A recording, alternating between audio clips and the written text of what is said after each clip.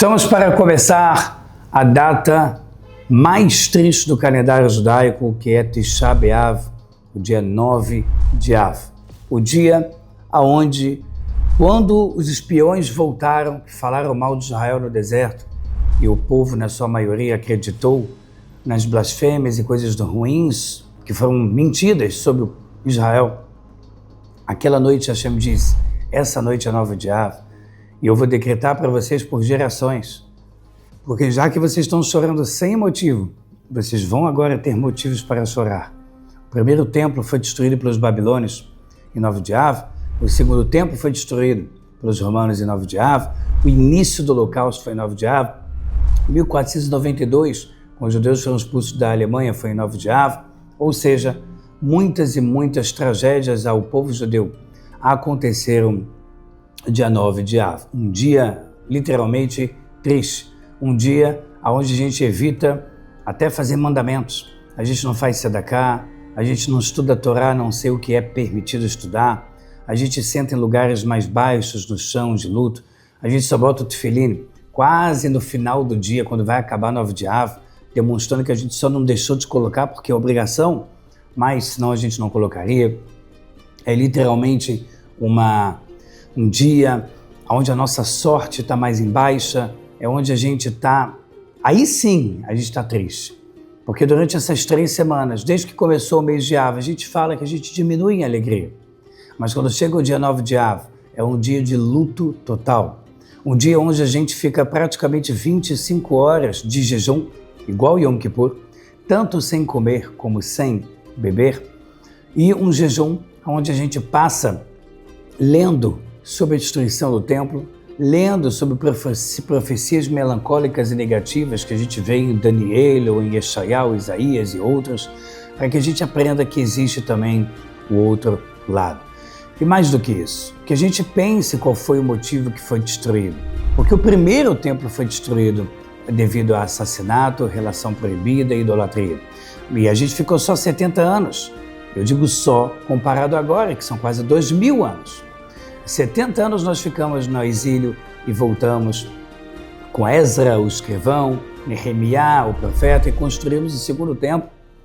E ficou com ele mais 10 anos a mais do que o primeiro, 420 em vez de 410. Os veros romanos o destruíram por causa de ódio gratuito. A gente tem a história famosa que a gente estuda sobre Kamtza e Bar Kamtza.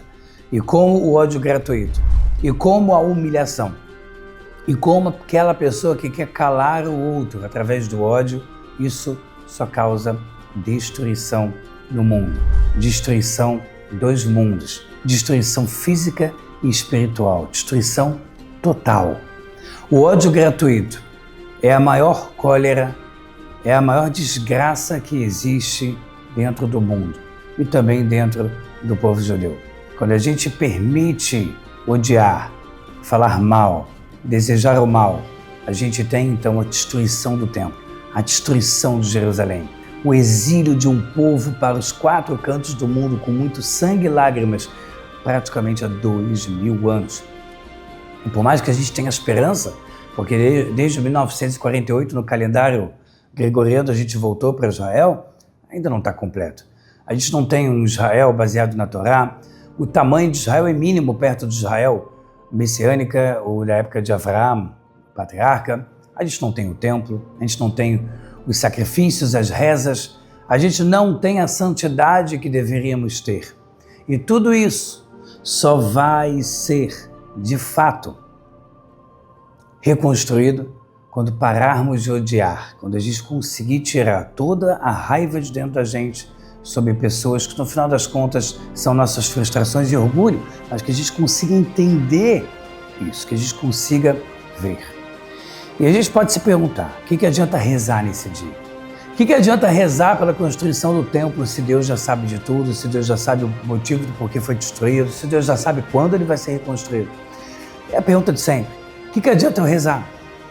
O Rav Soloveitchik, ele traz uma explicação um tanto famosa, mas de uma forma muito bonita. Ele fala, você muda a si mesmo quando você reza, antes mesmo de mudar a realidade. E aqui que está a novidade da forma que o Rav Soloveitchik fala.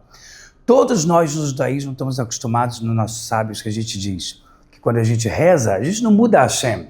Deus é o Todo-Poderoso antes e depois da tua reza. A gente muda nós mesmos. E aí a gente ganha um recipiente novo para merecer uma nova bênção. Bonito. Mas a explicação do Rav Soloveitch fica mais clara. Ele fala, quando você reza, você muda primeiro a você, para que aí sim a realidade toda também fique diferente. Então, na verdade, a reza é uma terapia, é uma autopercepção, uma profunda autorreflexão onde eu me modifico. E ao me modificar, eu sou capaz de receber qualquer bênção nova. Qualquer brahá, bênção de Hashem, se torna realmente possível. Então eu interpelo com Hashem pela minha vida, pela minha situação espiritual, e dessa forma eu consigo conquistar coisas grandiosas. No dia 9 de Av, a gente também não se unta, não se banha, não há relação íntima dentro do casal. A gente também não usa calçados de couro, como sapato, por exemplo, de couro. A gente evita roupas bonitas, a gente usa roupas que já foram usadas nos dias passados, que estão simples, a gente não fica passando perfume, a gente não fica se emperequetando todo, principalmente mulheres estão mais acostumadas com a parte dos adornos e belezas.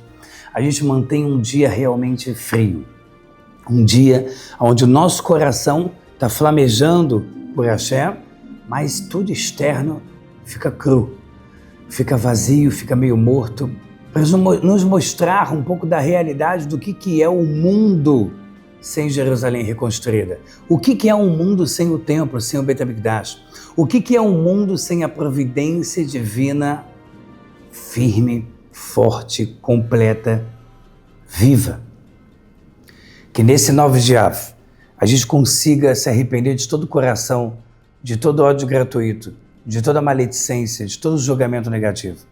E que a gente tenha a capacidade de conseguir mudar para receber algo maior, passar por cima do ódio, da vingança e do rancor, passar por cima, se anular de verdade por algo extremamente maior, porque seria uma tolice muito grande nos mantermos mortais, morrermos, passarmos por tanta tristeza e doença só porque a gente não consegue se anular para o próximo e porque a gente não consegue se anular para Hashem.